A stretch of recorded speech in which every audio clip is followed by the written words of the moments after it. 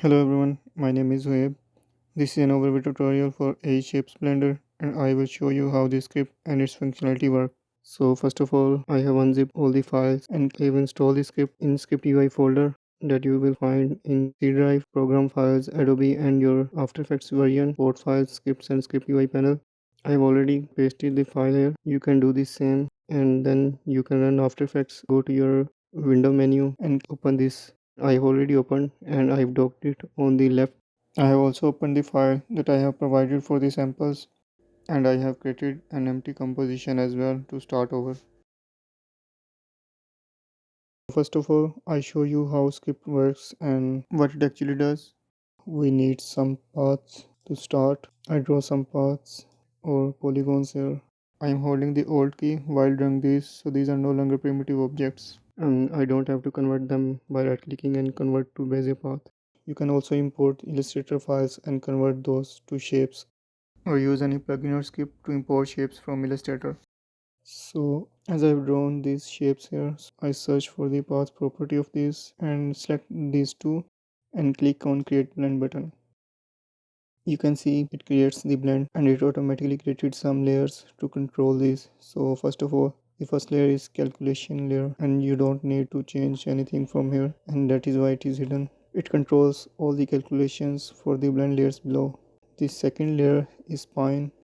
You can change the direction of the shape and how they blend together. And the third layer is for the blend that contains all the blended shapes. And this is the layer that we render. The other layers are guide layers and they won't render. But if you want, you can also deselect the guide layer by right clicking and disable this option here. And it will render as well. And the last layer for the blend is master and it contains all the master paths that are collected when we created the blend. So these two shapes are collected to the master layer. If we want, we can change these shapes and the blend will be affected as well. And the shapes will always be centered on the spine. As you can see, their anchor point will always stick to the spine, as we have also enabled this from here. If we disable the spine, then they will stay wherever they are. And their position on spine works a little bit differently for open and closed paths. So for the closed paths, their anchor point will stick to the spine and will always remain in the center. So if we enable the spine, you can see first shape's anchor point is here and the second shape's anchor point is here. So if we open all the paths by this button, you can see they are sticking a little bit differently. Now instead of the anchor points, the middle of the path will stick to the spine. And no matter if we change the shape, they will always be center. You can also disable if you like to change the shape without moving them, and you can enable them later if you want. I also would like to mention that I have used 10 shapes at the moment, but we can change these as well. I would recommend to change these in steps to see how much your system can handle easily. So now I undo the operations and move forward towards the next controls. We have got some controls here which represents these controls. So the blue one that is active is actually an advanced property and the ones that are disabled are actually simple properties. They won't have a lot of controls but they will render faster. The first option is your default name. If this is enabled, then script will automatically generate a name for the blend. Otherwise, you can disable this and give your custom name to the blend. For now, I keep it as it is. And then we have number of shapes that we would like to add to the blend. At the moment, I have 10 by default.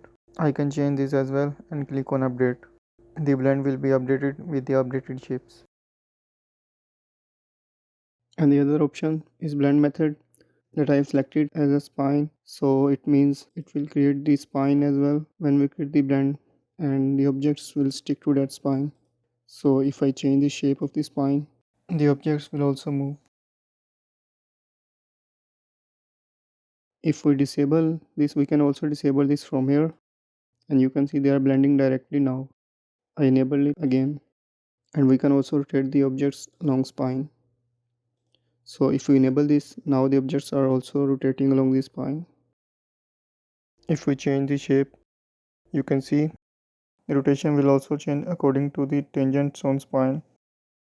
And these controls are specifically for the master paths. but at the moment we just have to, so these won't make any difference because they will always affect the paths in between these two, and these two paths always needed to create the blend. So we will get back to this shortly. And now we continue towards the offset controls for the blend paths, and here we can see the same controls as we have seen above for the master paths, but these will work a bit differently and will always affect all the shapes. So I can move the slider towards the right and to the left to stretch these shapes on the spine. We can also do this without the spine as well. I have also noticed if I move the slider towards the right, the objects are moving towards the left. And that is because when we created the blend, we selected this path first and it became the first path in the blend as well. But we can reverse the order and they will change their order in the blend as well. So now if we move the slider towards the right, the objects will also move to the right. And if we move towards the left, the object will also go to the left. And then we have scale property. We can also scale the shapes towards the left or towards the right. And these will keep their stretch values as we have set above. And we can also offset the shapes on the spine or without the spine. If I enable, then you can see they will stick to the spine. So the value will go from 0 to 100 and it will create a complete loop. For the time being, they are clamping on the edge. But if we loop the offset as well, they will appear from the other side. And you can see if the shape reaches to an end, they will appear from the other one. And if the value is 100, then they will be at their original position as they were before. And we can't go further than this, but if we have enabled this checkbox, then we can offset the phase as well as many times as we want. I disable this for now and move to the next property. I reset this to the defaults and go to the loop controls. So the loop works a bit differently than the offset controls. As you can see, offset moves all group of the shapes. But in the loop, the objects will loop with other shapes in the blend. To demonstrate that, I reset the values to default, and if I increase the stretch value and then if I loop, you can see that the shapes are taking the place of the other objects towards the right or towards the left, and it creates a perfect loop. The value of 360 will create a complete loop containing all the objects. So if we set a keyframe here and set another keyframe after a second and we set its value to 360, that would be one complete rotation. So if I play this now, you can see the speed is so fast. That is because the total 15 shapes completing the loop in this 1 second. So to slow down the loop, we need to increase the timing of the keyframes, or we can also loop between only one shape instead of all shapes. For that, we need to calculate how much loop value we need for one shape to complete its loop. At the time, we have 15 shapes and we also have disabled the last shape.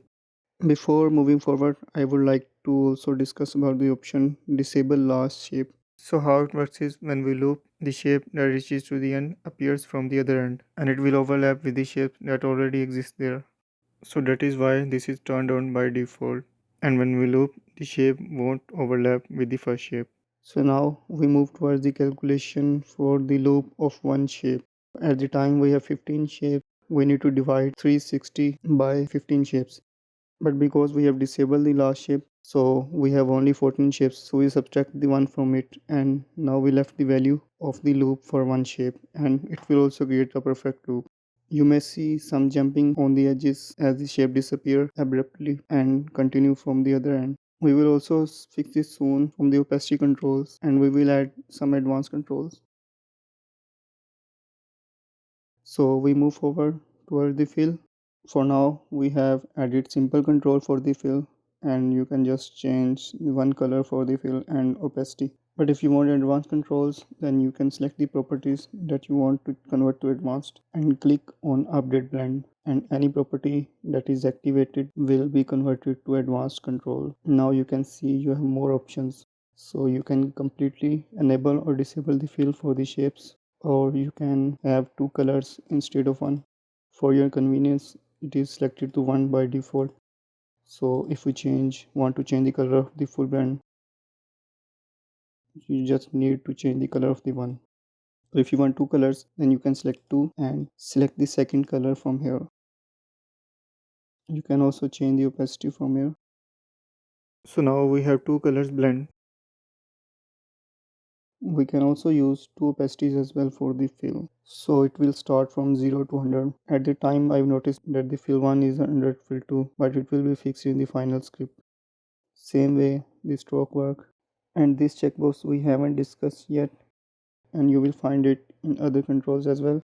So to demonstrate that, I change the fill to more prominent color so we can notice the change easily. So if limit fill to shapes is checked, then if we move the shapes or change its offset values, the fill will be calculated by individual shape and will stick to that. You can see if we disable limit fill to shapes, then it will be calculated along the spine. So if we move the shapes now, you can see it is being applied on the spine instead of shapes. So if we move the shapes towards the right, it will have more blue in it, and if we move it towards the left, it will be more white. The same way it will work in the other options like in stroke, opacity and twist. So the stroke, we can have it enabled or disabled, and also we can choose if we want to use one color or two. We can also use two type of widths for this, and opacities as well. And here are the opacity controls that we can use to create seamless blends or to trim out the shapes from the starting or the end of the blend. So I reset the offset values to their defaults and also remove the looping to see it in action. And now the overall opacity is set to 100. We can change this for the all shapes, or to trim out the shapes we can set opacity start or end values as we like. To remove shapes from the end, we can decrease the value for opacity end, and the fall off will feather out the opacity and they will gradually disappear. Now if we change the value for opacity start and the end, you can see they are fading out gradually now. And this is the same checkbox limit opacity to shapes, and that will only affect the whole shapes group. So if we now create a loop, let's calculate the value again. I again do 360 by 14 as we have 15 shapes, so we subtract one that we have disabled as the last shape here. So I press enter and the value is calculated. I set the work area, and if I play now, you will see the loop will work seamlessly now. You can play around further and make this more gradual by increasing the feather or fall of value. Now it will be more pliant and smooth. You can limit the opacity to the spine as well instead of the shapes. So to demonstrate that, if we move the shapes on the spine, you can see now one end is starting transparent and the other is not, because the opacity is now applied on the spine, and if we move towards the edges of the spine, it will affect the shapes. I reset it back to 0. Now we move on to twist controls, and this is the same checkbox if we want to apply the twist to the shapes group or the whole spine. So for the time I keep it as it is, and if I change the value of twist start, then it will start twisting these shapes from this one end of the spine, and the other one will do from the other end. And this time I am doing it negatively because we have less number of shapes. This is not very clear, so what we can do is we can increase the number of shapes and introduce some stroke so we can see it more clearly. I can change it back to one color so we can use just one color for the whole blend. I forgot to enable, and now you can see how the shapes are twisting around the spine. If I scale to the right, then you can see the twist value is applied to all the shapes and stick to them. But if I disable this checkbox, then it will be applied to the spine, and the objects will rotate as they move through the spine, and the twist is no longer stick to the shapes but to the spine. So here are some of the controls that we have discussed. Or if we have more than one blend in the composition, and if we need to update any controls or the number of shapes, then we will need to update these first. So the controls and the active blend properties will be populated here. We can also disable the spine, and we can just click on update to update it, and the controls will be replaced with the simple controls or advanced as we have selected here. Also, it doesn't matter which layer is selected, any layer of the blend can be selected, and if we click refresh, it will get its values. So the first group is vertices options, and the first option is match vertices. And as the name suggests, it actually matches the vertices for different paths that have different number of vertices that is required for the blend to work properly. But as we have created the blend from the scratch, then the script will also ask and match them automatically. And we can also do the operations for the blend or for the paths outside the blend using control key. So to show that, I hide these layers and let's create some paths. I create a single ellipse path. I held the Alt key again, and this is a simple path and not a primitive path. And we draw another ellipse as well. And let's add some points to this. I add this randomly. Now this has more points than this. If we now search for the path properties, and as these shapes are not part of the blend, then we can hold the control key. As you can see the shortkeys here, the incremental will always increase the number of vertices to the max number of vertices found in the selected paths, and the decremental method will reduce the number of vertices for all the paths to the minimum number of vertices found from any of them. So I use incremental method and control click the paths, and you can see now they all have the same number of vertices and they will retain their shape. And I undo it again, and now I try decremental. This shape's points will be removed to match the 4 points of this shape. So I control alt click as mentioned the last option. You can see this is reduced to 4 point shape, and it will definitely change the shape as we remove the points from it. And it doesn't matter how much number of shapes we have selected, it will work as well. And the other option is shift vertex, that will actually shift the vertex towards the right or towards the left. And we can use these key combinations to define where it should move forward or backward. So if we select this single shape, as this is outside of the blend, so if we select control click, the vertex will move towards the right. You can see here this is the main vertex of the shapes, and the vertex will also matter for the blend as the points will blend with each other. So if I click again while holding the control key, it will keep shifting toward the right, or if I hold alt key as well, then it will move backwards. And I can select multiple shapes as well. You can see both shapes are changing their vertex. We can do the same for the blend without holding the control key. And this option will reverse the path direction. You won't see this here, but what it actually does is similar to this option, but this option does not reverse the point values in real. But with this script you can also reverse the point values. And the next option is open and close the paths. So if I hold control key and click, it will open any selected paths.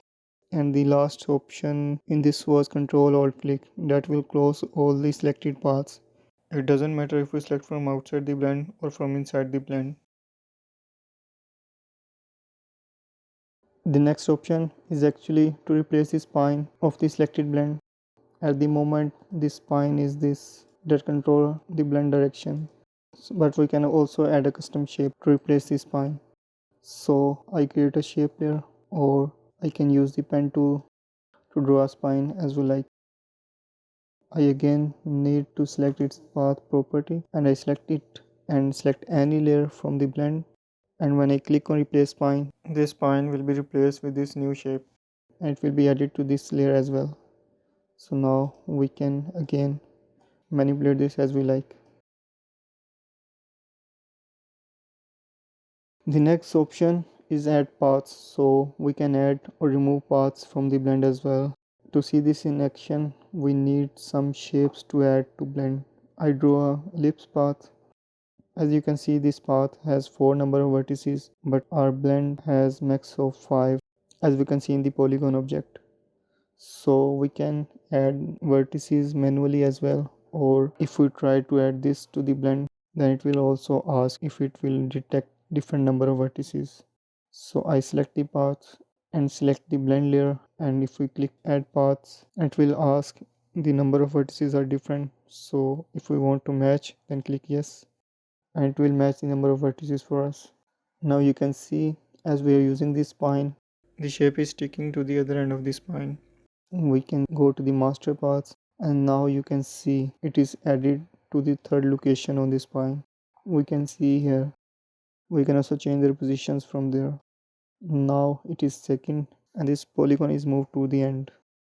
I make some changes to this to show some other properties that we didn't discuss before. So if we go now to these master controls, then we can use these offset controls to adjust the position of any middle master pass on the spine.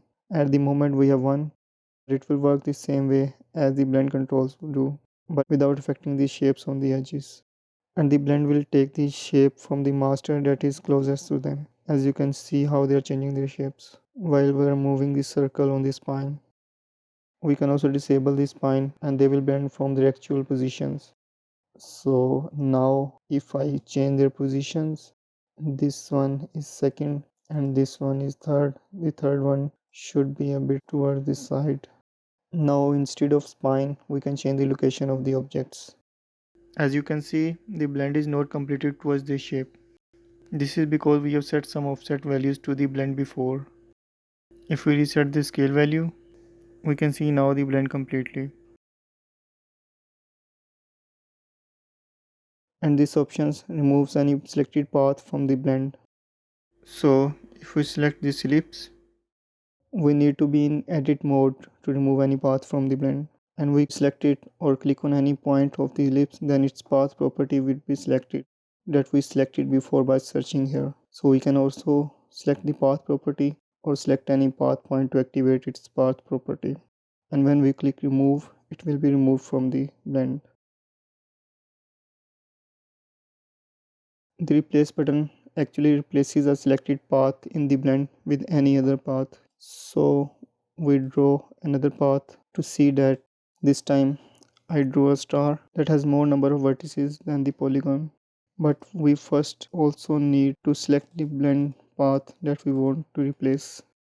So I activate it by selecting any of its point, or we can search here for the path property as well. I hide these additional properties as we don't need these, and we can also select more than one pair, but for the time being we continue with the one. Let's see which one is this. The first one. Let's replace it with the second as we discussed before. So when I click replace, it will ask to match the vertices because star has more points than the polygon object. When I click yes, you can see the blend is changed.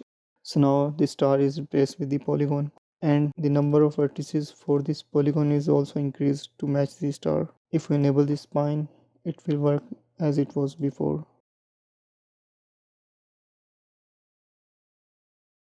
With this option, we can reverse the order of the shapes. As you can see, the polygon is on the top and the star is on the bottom. So if we reverse the order of the shapes, we need to select the blend first. Any layer of the blend will work.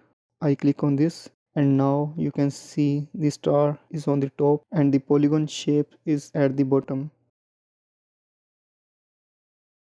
This button will freeze or unfreeze the blend. That will actually bake out all the expressions to the static values. You can use this if you don't want to animate the blend or want a static design. Or you can also freeze the blend temporarily. So if we click on freeze, it says we forgot to select any layer from the blend. So we select it, and now if we click on freeze, it will bake out all the expression to the values. You will see a message as well. And now these controls won't work anymore because the expressions are baked. But if you want, you can also unfreeze by holding the Alt key and click again, and it will back to its original position with all its expressions. You can also apply other shape properties to the blend from this menu, like offset paths, pucker and blot, repeater, round corners, etc. So for the demonstration purpose and speed up the process, I reduce the number of shapes.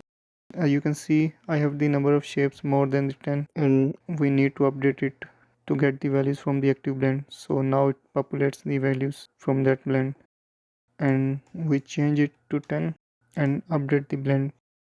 Also, we may need to reset the twist values. Now I add wiggle path property to this. Let's make some changes to see the effect. I remove it and try pucker and bloat. Need to increase the amount. And here is the effect. You can try any of these on the blend. I have also included some sample design that I have used in promo. And you can find this here as well to see how these are made. You can also find this in the main composition. This design was made using 3 master paths, as you can see. The one is very big and the others are a bit smaller.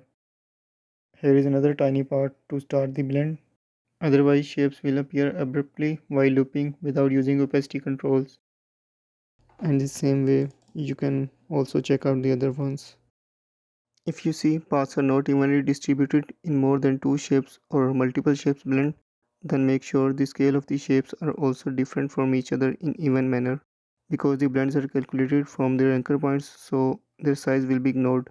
To fix this, you can scale the shapes in relation to each other from small to big, and in between blend shapes will also distribute evenly for those. Thank you for watching the video. Have fun with this script and let me know if there is any other question. See you again. Goodbye.